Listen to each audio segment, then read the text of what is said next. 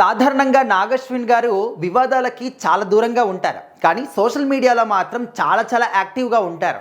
ఎవరు ఏం మాట్లాడుతున్నారు, ఏ విధంగా కాంట్రవర్సీలు జరుగుతూ ఉన్నాయి, ఎవరు మన సినిమా గురించి నెగిటివ్గా ప్రచారం చేస్తూ ఉన్నారు, ఎవరు మన మీద సెటైర్లు వేస్తూ ఉన్నారు, ఈ విధంగా అన్నీ కూడా చూస్తూ ఉంటారనమాట. కానీ వాటి గురించి కూడా ఎక్కువగా రియాక్ట్ అవ్వరు. ఎప్పుడు రియాక్ట్ అవ్వాలి, దేనికి రియాక్ట్ అవ్వాలి, దానికి మాత్రమే రియాక్ట్ అవుతూ ఉంటారు. అయితే రీసెంట్గా సోషల్ మీడియా వేదికగా కల్కి 2 సినిమా గురించి మాత్రం పెద్ద ఎత్తున ఒక కాంట్రవర్సీ అనేది నడుస్తూ ఉంది. సో దీన్ని నాగశ్విన్ గారు కూడా అసలు అంతగా ఎక్స్పెక్ట్ చేసి ఉంటారనమాట. కానీ ఈ విధంగా మాట్లాడుతున్నారా అనేది ఆయన దృష్టికి వెళ్ళిన తర్వాత అసలు ఆయన రియాక్ట్ అవుతాడని చెప్పేసి కూడా ఎవరు అనుకోలేదు. కానీ చాలా సీరియస్గా రియాక్ట్ అయ్యారనమాట.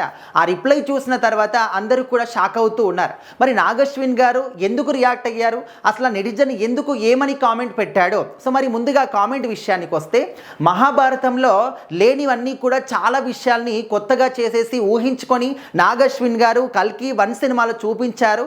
అసలైనటువంటి మహాభారతం ఇది కాదు అని చెప్పేసి ఆయన పెట్టినటువంటి కామెంట్లో ఉంది.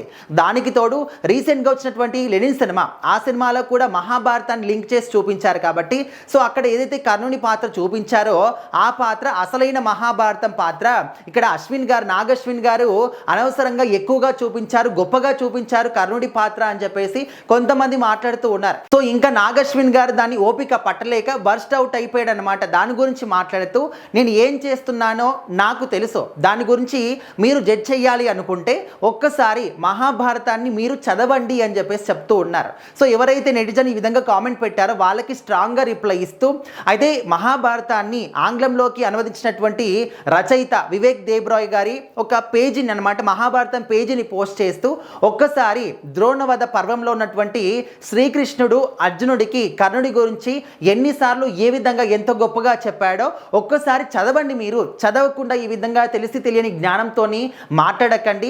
నాకు మన పురాణాలపైన, మన యొక్క దేవుళ్ళపైన నాకు నమ్మకం కానీ గౌరవం చాలా ఉంది. ఆ గౌరవాన్ని నేను ఏమాత్రం కూడా తగ్గించను అని చెప్పేసి మన నాగశ్విన్ గారు చెప్తూ ఉన్నారనమాట.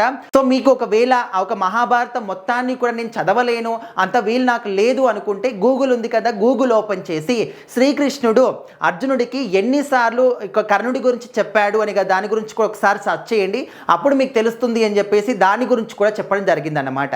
సో మరి నాగశ్విన్ గారు ఆయన చేసినటువంటి సినిమాలో కానీ మాట్లాడుతున్నటువంటి మాటల్లో కానీ ఎక్కడ కూడా మన ఒక పురాణాలని అగౌరవపరుస్తూ చేసినటువంటి సందర్భాలు ఎక్కడ కూడా లేవన్నమాట.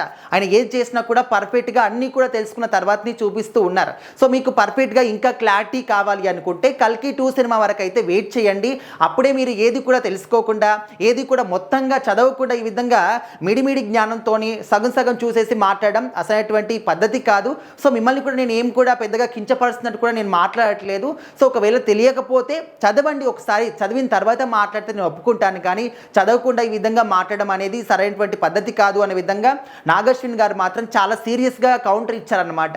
సో ప్రజెంట్ ఆ ఒక కౌంటర్ అనేది చాలా వైరల్ అవుతూ ఉంది. సో మరి కల్కి పార్ట్ 1 అనేది ఎంత భారీ విజయాన్ని సాధించిందో అందరం కూడా చూసాము. పార్ట్ 2 కోసం ఆల్రెడీ అన్ని సన్నాహాలు కూడా జరుగుతూ ఉన్నాయి. రెగ్యులర్ షూటింగ్ కూడా స్టార్ట్ అయ్యింది అని చెప్పేసి కూడా కొంతమంది మాట్లాడుతూ ఉన్నారు. సో మరి కల్కి 2లో ఏ విధంగా ఉంటుంది, ఆల్రెడీ మనం చూస్తూ ఉన్నాము. పార్ట్ 1 సినిమాలు సూపర్ డూపర్ హిట్ అయిన తర్వాత పార్ట్ 2 అనేవి ఇంకా సూపర్ డూపర్ బ్లాక్ బస్టర్ హిట్లు అవుతూ ఉన్నాయి. మరి కల్కి 2 సినిమా ఏ రేంజ్కి వెళ్తుంది, ఇందులో ఏ విధంగా మన నాగశ్విన్ గారు చూపించబోతున్నారు, ఎవరి పాత్రలు ఏ విధంగా ఉండబోతున్నాయి అనేది కూడా చాలా క్యూరియాసిటీతో జనాలందరూ కూడా వెయిట్ చేస్తూ ఉన్నారు. సో మరి ఒక క్లారిటీ రావాలి అనుకుంటే ఖచ్చితంగా కల్కి 2 వరకు మాత్రం మనం వెయిట్ చేయాల్సిందే.